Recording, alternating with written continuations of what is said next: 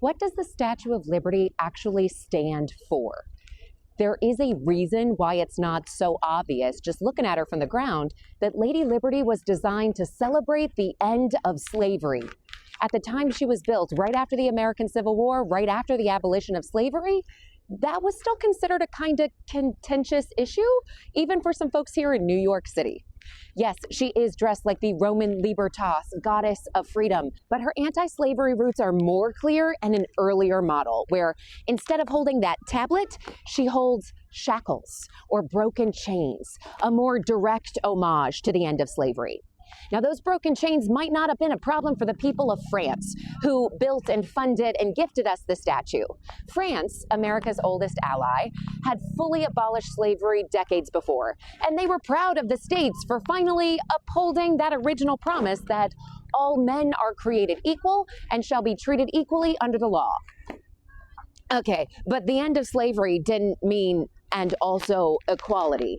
There were a lot of folks in the North who, yes, were fighting against the expansion of slavery during the Civil War, but they weren't necessarily in the fight because they recognized slavery as morally reprehensible and they were defending human rights. They were in the fight because they were capitalists defending their bottom line. They wanted to make as much money as they could in the long run, and in order to do that, they needed a strong middle class of consumers. The slavery economy was stifling the middle class. All wealth was concentrating into the hands of a very few, very wealthy plantation owners, leaving everyone else, white folks included, without access or opportunity or money to be customers. And a business without customers is out of business. So all morality aside, slavery was bad for the overall economy.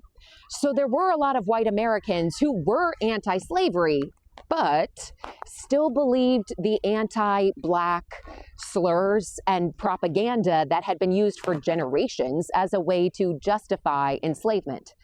Jim Crow laws were passed, severely restricting the legal rights of Black Americans. Segregation and racial discrimination remained not only rampantly residual, but entirely legal up into the Civil Rights Act of 1964, about 100 years after the war, or around 80 years after the dedication of the statue. So at that time, when the artist still needed Americans to accept her, but also fund her pedestal and her installation and her maintenance, there were a lot of folks who were happy to celebrate the end of the war and the Union and the country and even the end of slavery, as it meant a stronger economy.